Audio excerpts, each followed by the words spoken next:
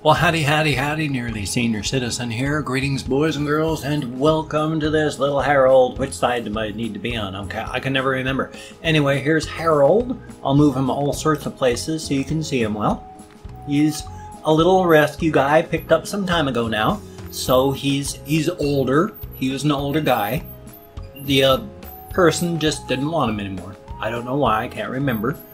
Not important. Their loss, my gain. Because Harold here is an absolute sweetheart. So I'm going to put him back in his cage because he was digging around in there earlier. And I took him out so you can see him. Because I'm a Mimi. I'm cruel and vicious and heartless. Not really. The only reason I say that, of course, is because I took him out of the cage without asking. Because how do you ask a hamster? I mean, sure, they are conscious beings. They too, because of their brain structures. In 2012, neurobiologists from around the world got together and signed a concordance saying that all vertebrate mammals, plus a scattering of other types of animals like octopi and all that, are just as conscious as we. They have much smaller personalities, much smaller, lower levels of consciousness, but inside of each one of these animals is a spark of I. They are capable of learning, loving, experiencing. They are just as conscious. They just don't have as big and powerful a brains as we do. Doesn't matter. Their brain structures are similar and work similarly. Amazingly, birds, I talk about this one as well, birds have parallel evolved brains. Their brains have similar structures that are not mammalian because they're not mammals. And so their brains are similar and they are just as conscious as we, but it is a case of parallel evolution. Son of a gun on that. So remember, when your cat or dog or hamster or walrus, whatever you happen to have as a pet, shows you any sort of affection, yeah, they're just as conscious as you, only much, much smaller. So thumbs up on that, it's a good thing. I woke up pretty early and yet pretty late at the same time. It was about 5-ish when I started to wake up from pain. My back was killing me. But finally, it was a little after 5 when I got up because it hurt too much to even stay in bed. Last night was not a bad sleep. I actually got a fair amount of sleep last night. My housemates plied me with some fresh dabs. And because of that, I also took a shower. I gotta talk about the spoons theory again here in just a moment. So I took a shower and I was not doing well. And I got a couple dabs. I was able to go up the stairs easily, get into bed, fall asleep, and I slept. Thank goodness. Now let's see if I can try and remember what it was I was going to say. Because I took the dabs. Oh my Lord God, it's gone entirely.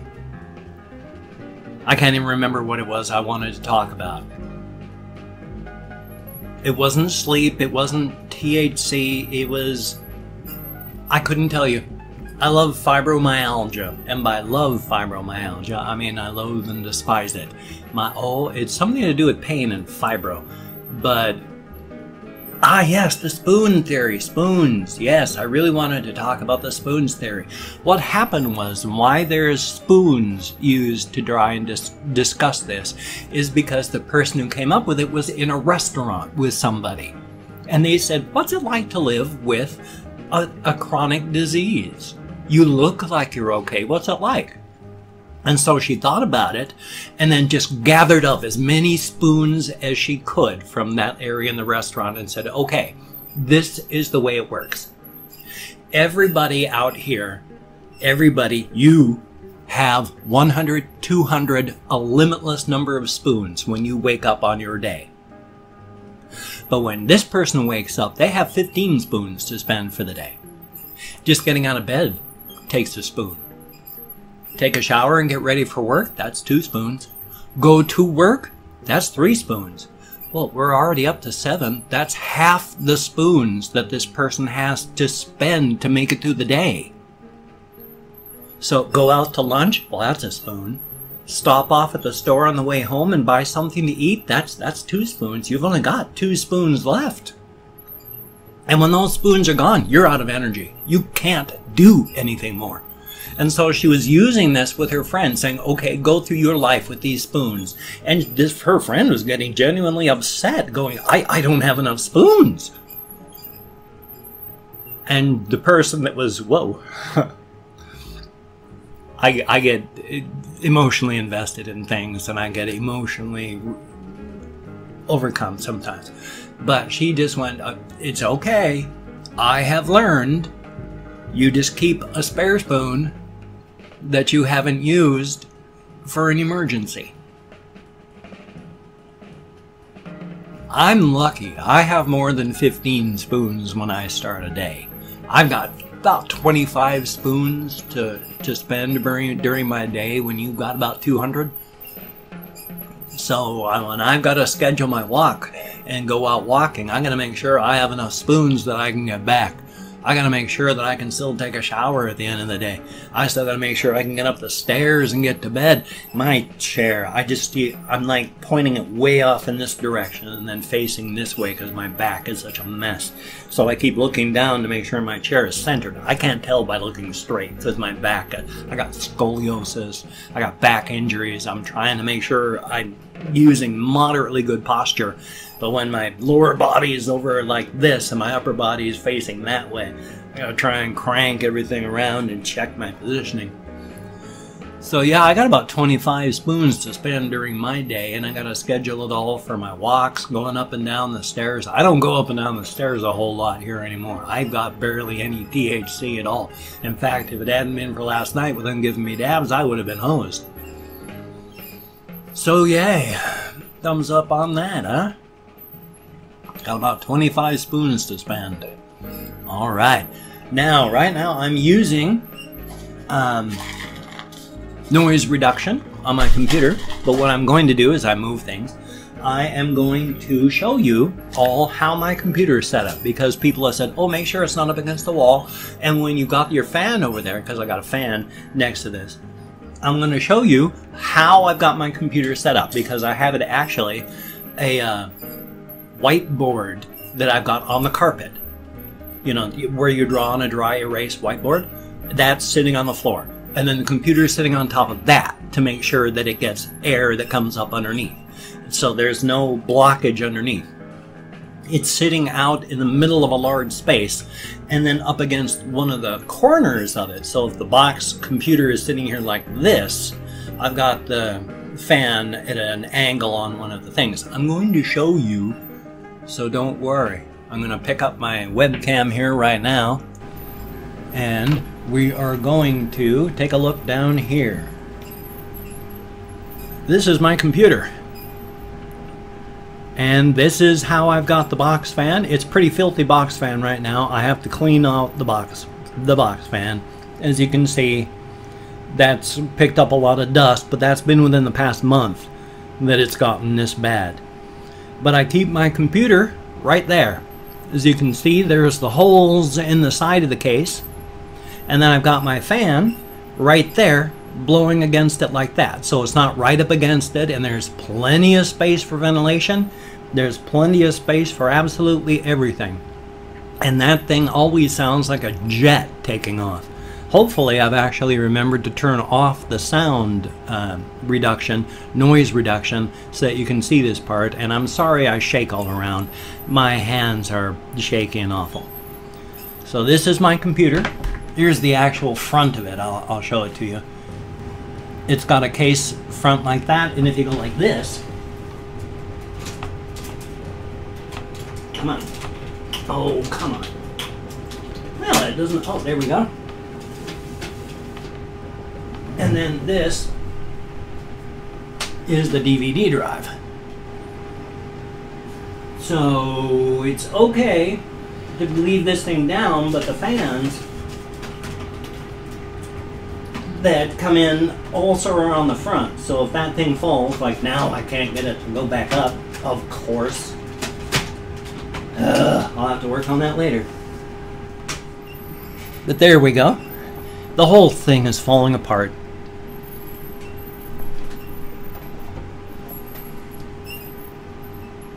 Everything I own is old and falling apart. The case is, well, the computer itself, I got, and it used to have different insides, but I got that about 10 years ago.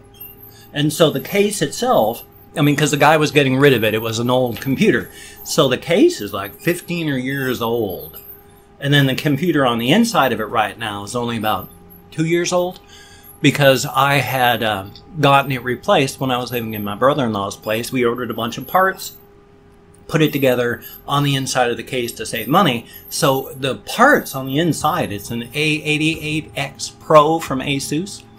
It's an R9 290X AMD video card. It's I got 32 gigabytes of RAM, and it's a 4.2 gigahertz processor. It's an A10, so it's not just a standard AMD thing. It's bumped up and does all that. So it's pretty powerful, moderately new, because I don't buy computers, box computers. I haven't done that since the early 90s. Ever since then, I've always just bought parts and then either put the computer together myself or have my brother-in-law put my computer together.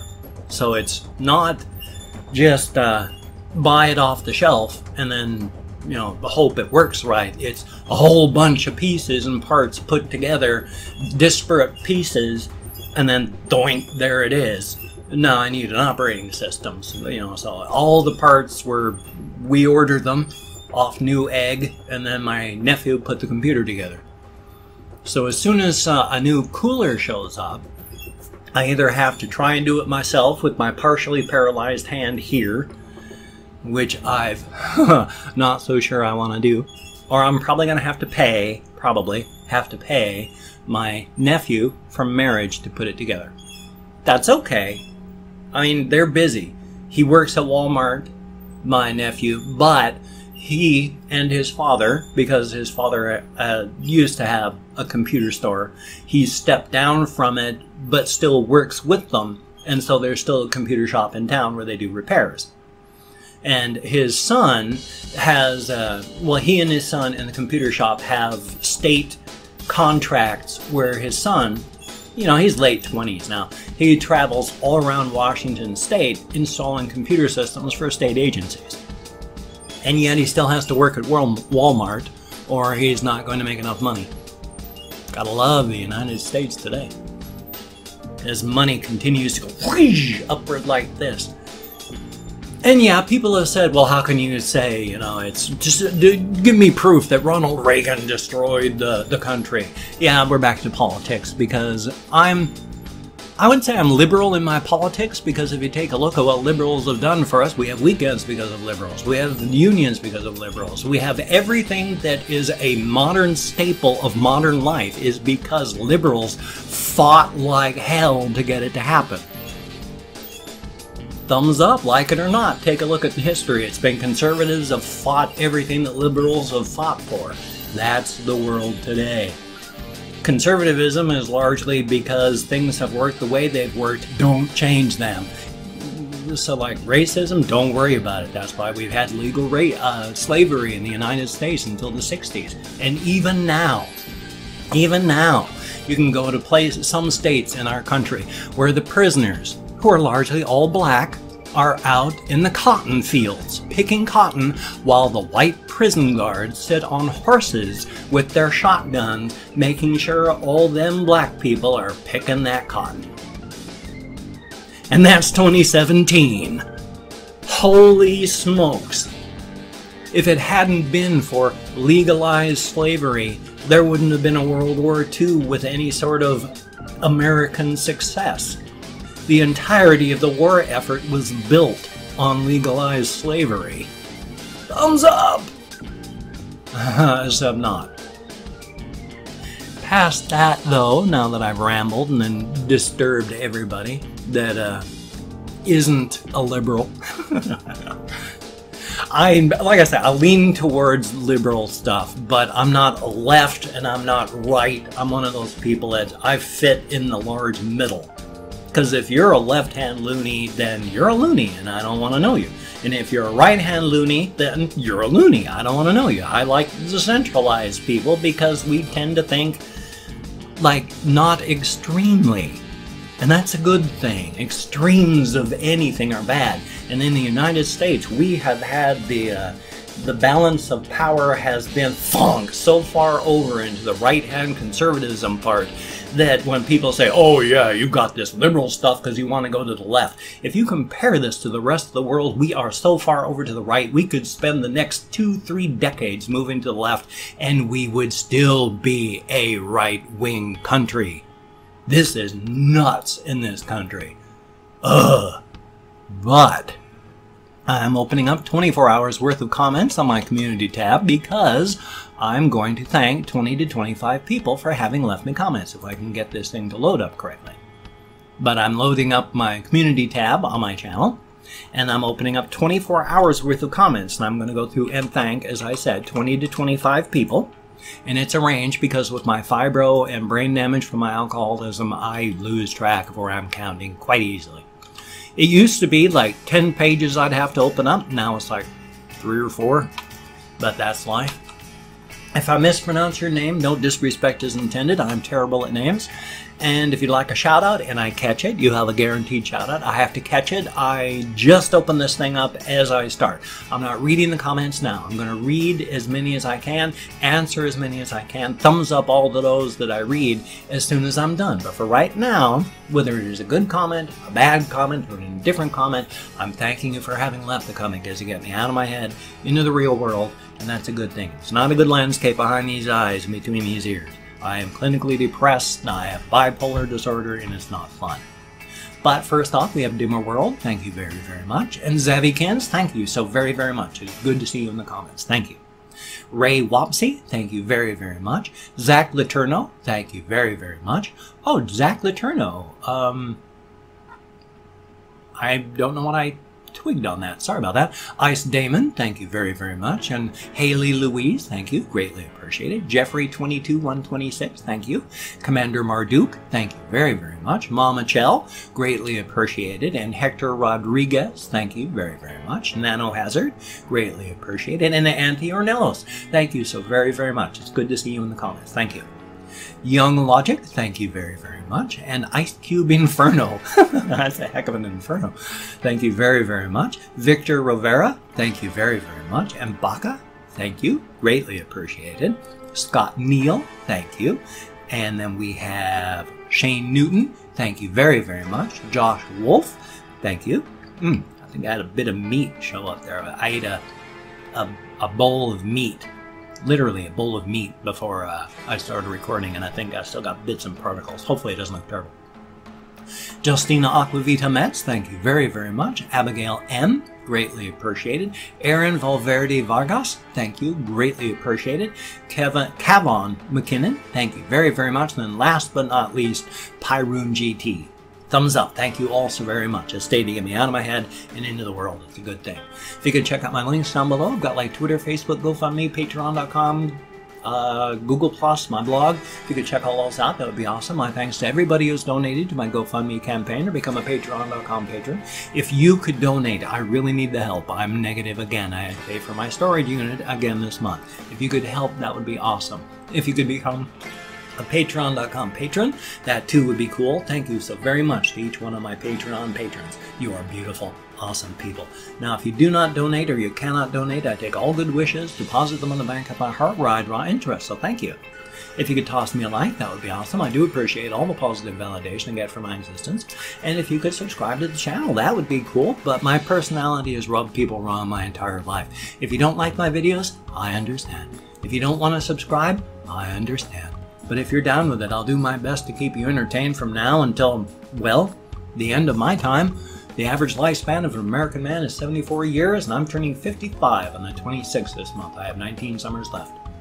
Well, shucks, 19 minutes and 30 seconds. How about that? I got a game video coming up. I got a reaction video coming up. Hopefully, I'm going to get a game video from a game channel. Maybe I'll even go walkies. I've been wanting to do that for quite some time now. Take out my camera and record that.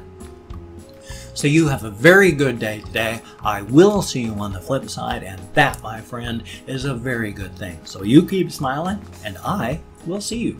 So son of a gun, that's a very good thing.